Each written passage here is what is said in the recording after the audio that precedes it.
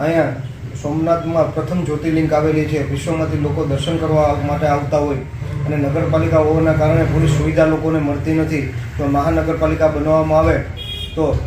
વેરાવળ, પાટણ, ભીડિયા સંયુક્ત નગરપાલિકા છે ને આજુબાજુમાં મોટા પાયે ઓછી વિસ્તારો પણ છે જે તાલુકા પંચાયતમાં નથી આવતા કે નગરપાલિકામાં નથી આવતો, તો તેનો સમાવેશ કરવામાં આવે અને આજુબાજુ ગામડાઓને પણ મોટો ફાયદો થાય. મહાનગરપાલિકા થવાથી જે અત્યારે વેરાવળ શહેરમાં ગટરો ઉભરાય છે કે વિકાસના કામ જે ગતિથી થવા જોઈએ, જે લોકો પૂરા વિશ્વમાંથી આવતા હોય ને જે પ્રમાણે જે વિકાસ થવો જોઈએ એવો જરાય થતો નથી. મહાનગરપાલિકા બનવાથી વિકાસ થાય એટલે બીજી નગરોને મહાનગરપાલિકામાં સમાવેશ કરી છે તો સોમનાથને પણ મહાનગરોમાં સમાવેશ કરવામાં આવે છે. કારણ કે અત્યારે તો પરિસ્થિતિ એવી છે, સોમનાથની મંદિરની આજુબાજુ ગલીઓ પર ગટરો ઉભરાતી હોય, વિશ્વમાંથી લોકો દર્શન કરવા આવતા હોય અને ગટરોમાંથી ચાલી અને જવું પડતું હોય એટલે મહાનગરપાલિકાનો દરજ્જો આવે તો પૂરા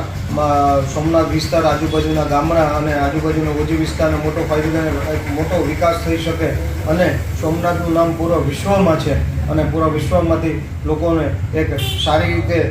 બહારથી આવે એને પણ સુવિધા મળી શકે અને ત્યાંના વિસ્તારને પણ લોકોને સુવિધા મળી શકે. એટલે મારી માગણી છે કે સોમનાથને પણ